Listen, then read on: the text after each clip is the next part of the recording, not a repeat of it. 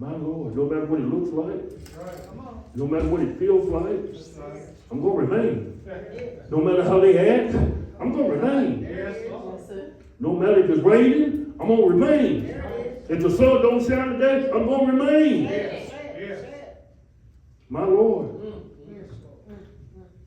I put all my marbles into that basket. All of them. All of them. All my hope is in you. Yes, Lord. And you've never, ever let me down. Never. Hallelujah. Let us pray, church. Father God, we come to you in the name of Jesus, Lord. Yes, Lord. We thank you, Lord, that you are a good God, Lord. Thank you. We can put all our hope in you, Lord. We thank you for helping us to remain in you, Lord. Yes. We thank you for your word today, Lord. We thank you for giving us strength to praise you, Father. Yes. Thank you, Father. I thank you for every member that walked into these doors today, Lord. Father, we asking you that you touch their hearts today, Father.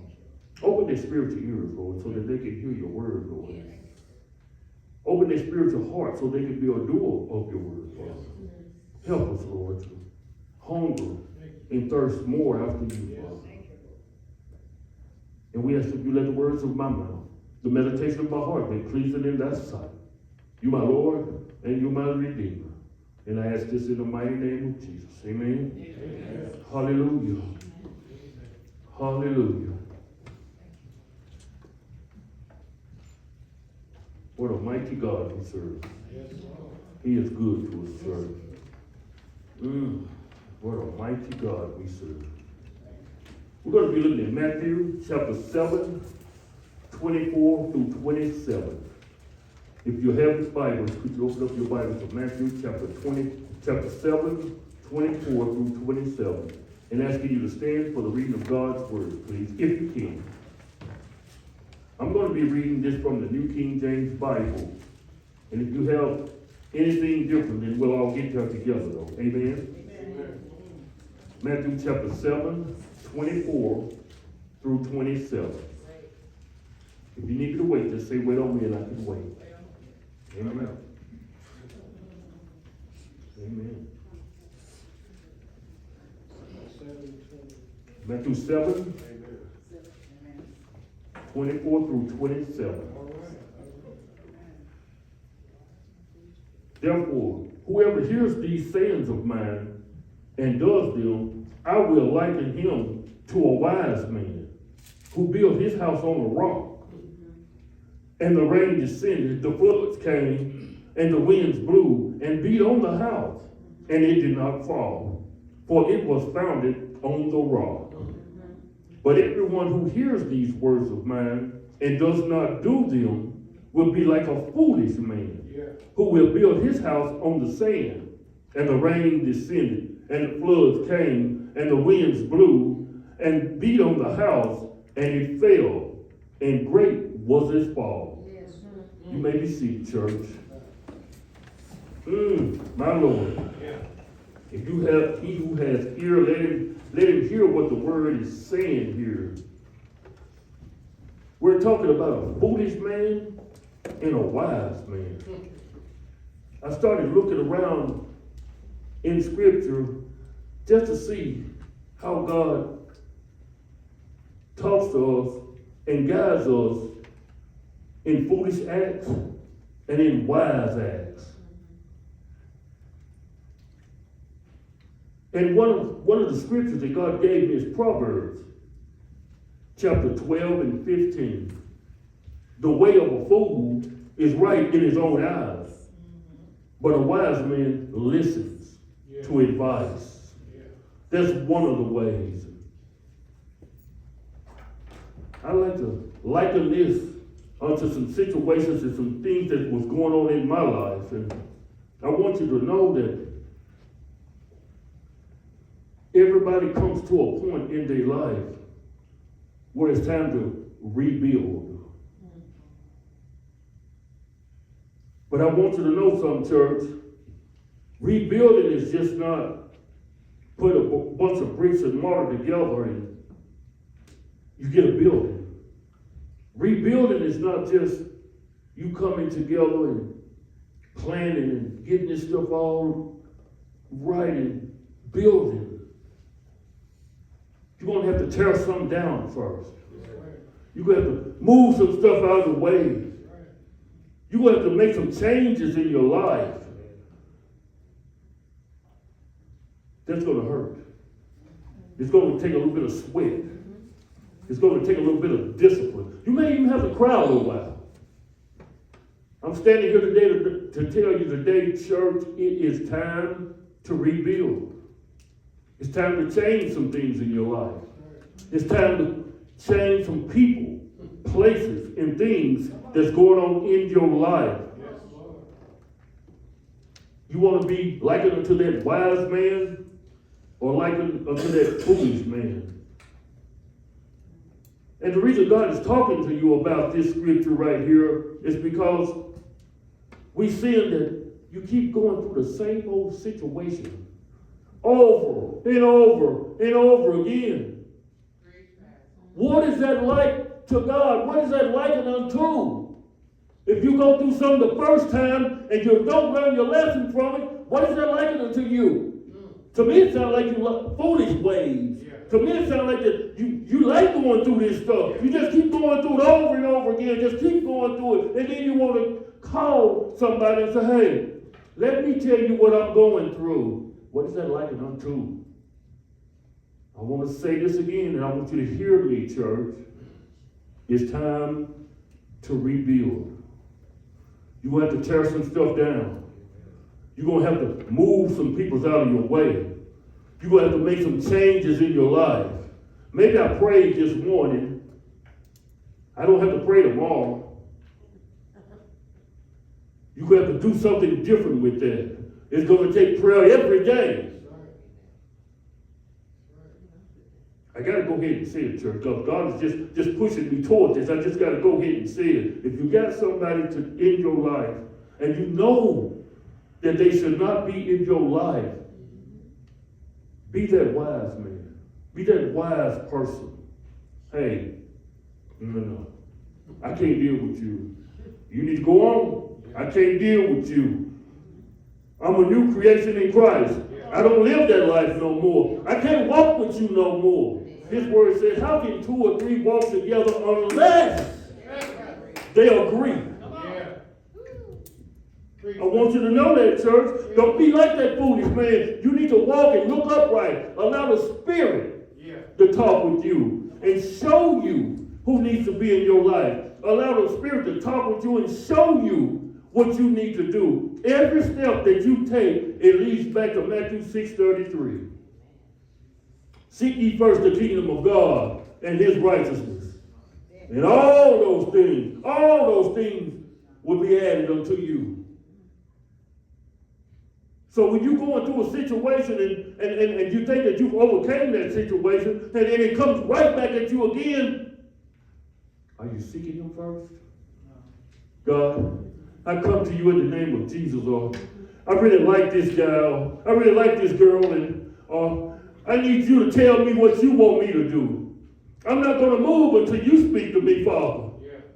Lord, I want to open up this business, and I'm not really for sure what you want me to do. I can't move until you tell me what you want me to do. Seek ye first the kingdom of God and his righteousness. And reason he said seek ye first, he said in everything. In everything.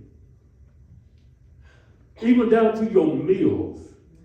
When you sit down and have a meal, you should be praying and thanking him for that meal. You seeking him in every area of your life. Just like it unto that wise man.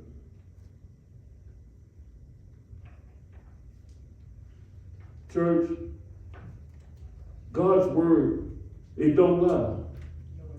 If we walk according to what God is telling us to do, we don't have to keep bumping our heads. We don't have to keep going through this same old stuff again. Everything that pertains to life and godliness is right here. We have to be disciplined enough to pick that word up, find out what you're going through, pray over it, and allow God to speak to you through this word right here. I got another scripture for you, church. Proverbs 13:20.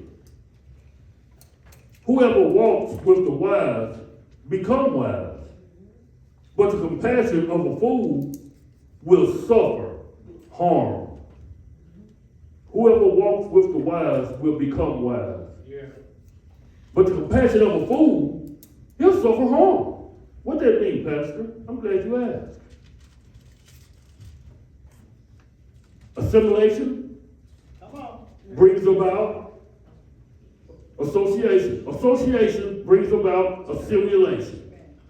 Whoever you're around, that's what you're going to become.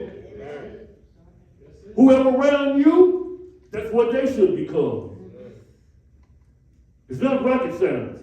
Wherever you go, you should be representing Jesus Christ. Everything that you do, you should be representing Jesus Christ. When you walk out of your house, you should already be connected with God and asking Him to lead me, guide me, protect me, walk with me, strengthen me. Everything that you do, you should be breaking that down to the Father. That's how some of us get in so much trouble.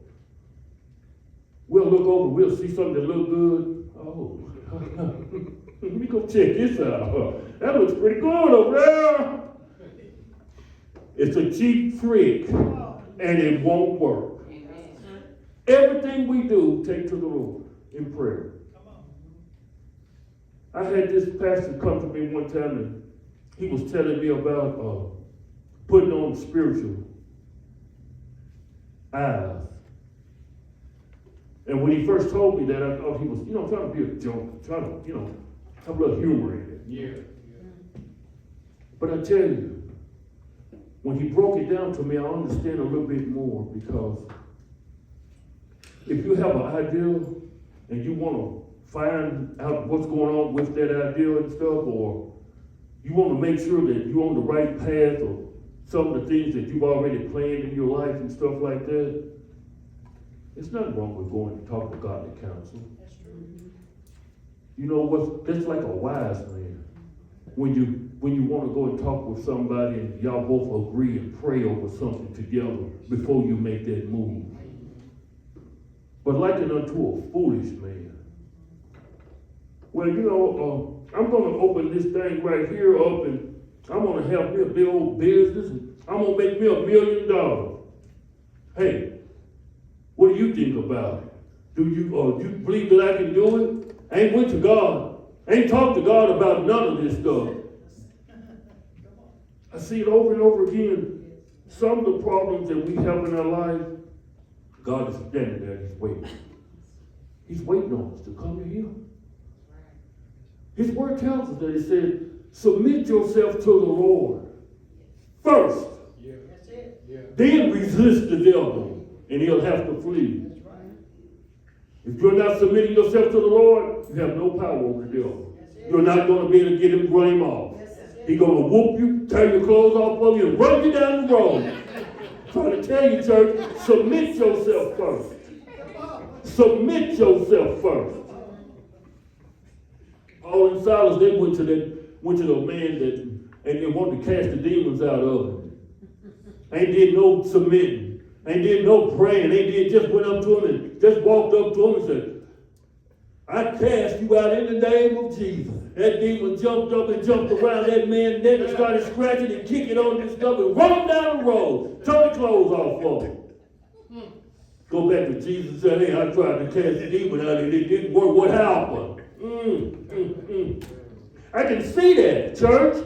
I see that in my head. How over and over again, God is calling us to a standard. Set up a standard, and you don't move. You keep that standard. No matter what, you keep that standard. It's time to rebuild.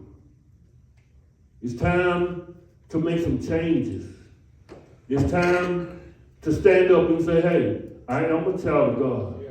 This is how I live. No exceptions. You can't live the way God has told me to live, you can't go with me. You can't walk with me. You can't talk with me. You have to go. I think about my kids when they was little and they was staying in the house with me, and that oldest girl of mine, I always had problems with her. I'm telling you, I always had problems with her. This is when I was going to church, but church wasn't going to me. Yeah. I walks outside to smoke me a cigarette. I'm standing there beside the porch, my little cigarette in my hand, and I'm smoking it. All of a sudden, I see the window come up. Hold up now, whoa, wait a minute. I turns around and I look, and then all of a sudden I see a leg coming out of the window. Oh man, I walks over there and stand, I'm gonna stand here. Cause if it's a boy, he dead. All of a sudden she steps out the window, she turns around and runs right into me. Oh, Daddy, what are you doing? She's sneaking out the window with a bedroom door locked to go see a boy. Let me tell you, church, I had a good time with that one. I grabbed her by her braid, walked her right on back up in the house, showed her to her mom, and then I took and kicked the door in, the bedroom door in, and took the door off the hinges. Took the door off the hinges. I didn't worry about that no more. She didn't have to sneak out no more. I could walk past the bedroom and see her laying in the bed. I could walk past the bedroom and see her whether she was doing her homework. I got a pretty bad name for that, though. They started calling me Warden. I didn't mind. That's out of love, church. That's out of love. We got to teach them. It's time to rebuild. We have to teach them the way of the Lord, according to his word. He said, bring a child up in the Lord, and when he's older, he won't depart from him. Sometimes it's going to hurt him.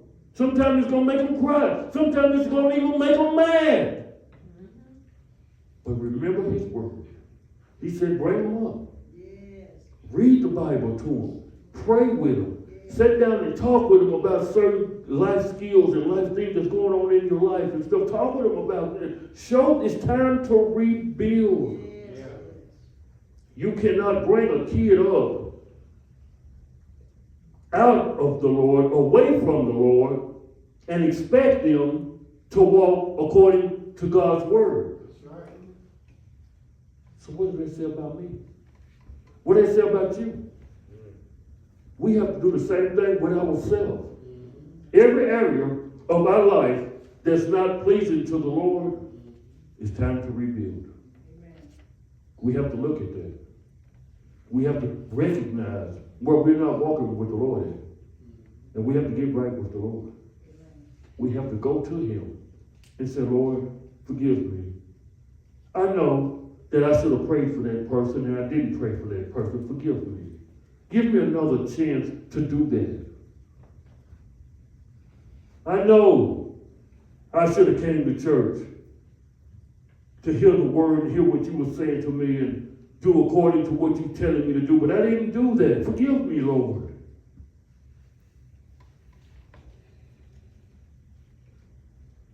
If you want to look at a scripture and see what his word is telling us to come to him and ask for forgiveness, 1 John 1:9, it tells us that if we confess our sins, God is faithful, and he will forgive us of our sins and cleanse us from all unrighteousness. How many times do we have to just go and say, I messed up, brother. I messed up, sister. Forgive me. It's just like that.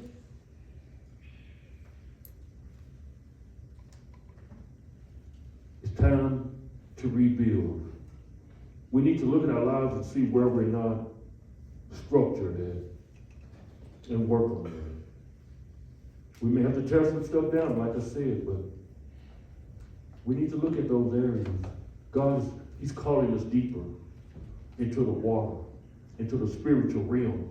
He's calling us deeper. He's calling us deeper. Maybe you prayed 3 times this week. He's calling us deeper. He wants 5 times. He'll give you the strength to do it if your heart is willing. Everything that we're going through, God's already have an answer for it. 1 Corinthians 10 and 13. No temptation has overtaken you, such as common to man. And God is faithful, and he will not allow you to be tempted, no more than you able.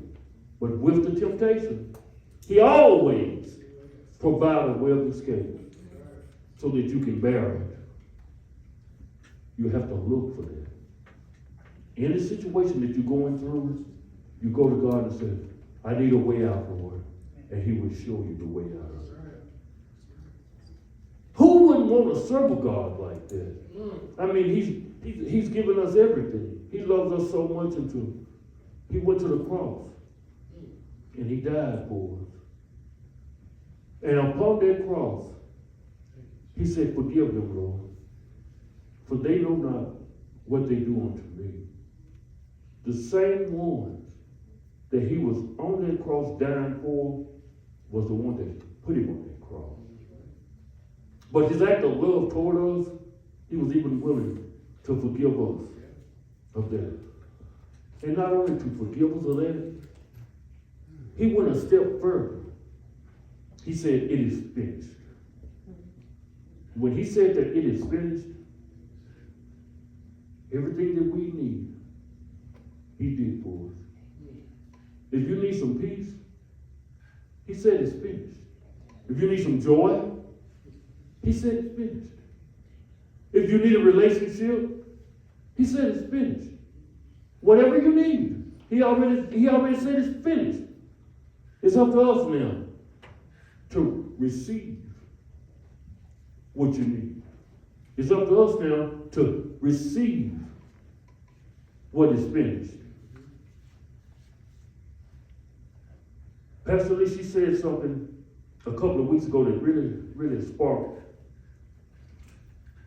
my mind, me questioning. When you go to God and ask God for something, he ain't gonna paint that house for you.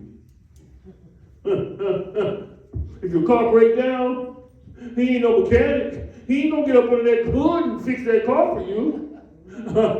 When she told me that, I started thinking about that. I said, Mama, you mean I gotta do it?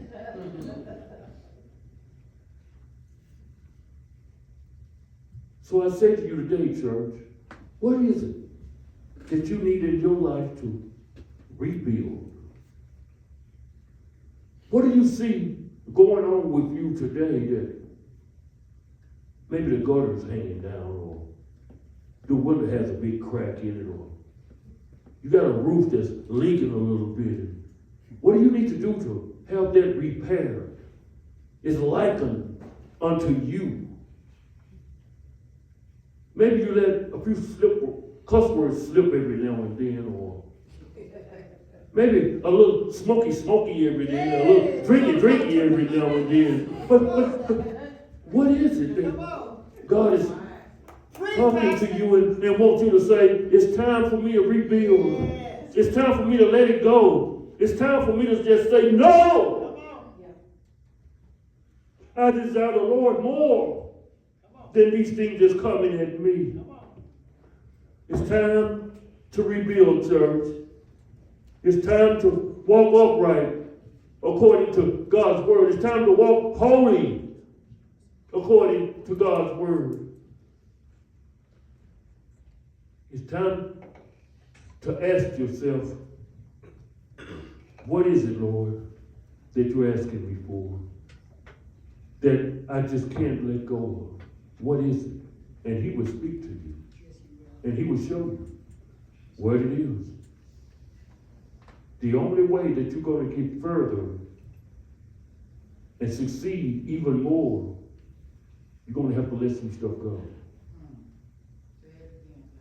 The only way that you're going to get further and succeed in what you're reaching for, you're going to have to let some stuff go. There is no way that you can receive anything in your hand if your hands is already full. You're going to have to let some stuff go. You're going to have to drop some stuff. You're going to have to say no to some stuff. You're going to have to walk upright with some stuff. You're going to have to just cry out to the Lord. I remember when he showed me, I had some things in my life that he wasn't pleased with, and I would go to him in prayer. And he showed me this. He said, when you come to me, and you come to me in prayer, this is how you come to me. Hey, Father, can I talk to you for a minute? And he, what you got back here? No. I just want to tell you about it. Let me tell you. No. What is it you got back here? Show me your hands. So today, I'm asking you, church, what is it that you come into the Lord with, but you got something back here that you don't want to talk about, that you don't want to show him, that you don't want to let go of? He knows. And he's looking for you to come to him and submit those things unto him. Yes, and once you submit those things to him, he can change your life. yes. He will. He tells us every day through his word. He said, come unto me, all ye hungry, labor, and tired, and I will give you rest. Yes, Lord. It's time to rebuild. I know that God gave me this message because somebody in here today is struggling and dealing with some stuff and they don't know how to get out of it. They don't know how to let it go. They don't know how to get away from it. Today is the day that he's going to open up the door for you to rebuild. I have a song that I want you to listen to. And when you listen to this song, I want you to just, in your mind, talk with the Lord about rebuilding. Can you play that song for us, brother? Every man, woman, every boy and girl. Just for a minute, I want you to stop what you're doing. Hallelujah. Jesus, you are my joy within. You are the shelter from the wind. You're the forgiver of my sin. Jesus, you are, yes. Where can I go? Who can I call? Who's there to catch me when I fall? Your hands, they hold me through it all. Everything I need, you are. I'm so unworthy. I'm so unworthy.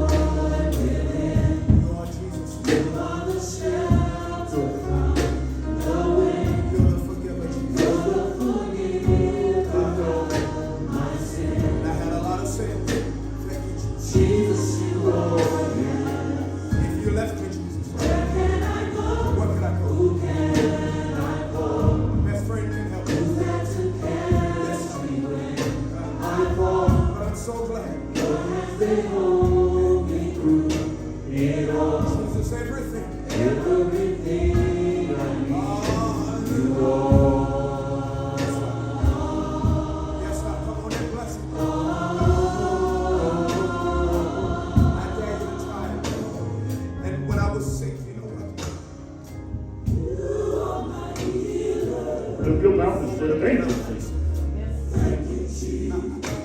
When I didn't have a place to stay, you were. And because of that, I gotta say, when I found myself in trouble, you were. I wish I could get a witness in the building. When my money ran out, you know what you were to me. I'm gonna praise and bless you. Everybody, can you help me sing?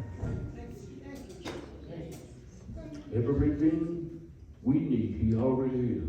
He's right there for us, supplied for us. We have to put the work in, church. I say it one more time today. It's time to rebuild.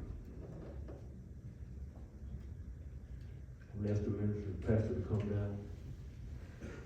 I want you to keep that in your heart all day today. It's time to rebuild. Remember, with this rebuilding,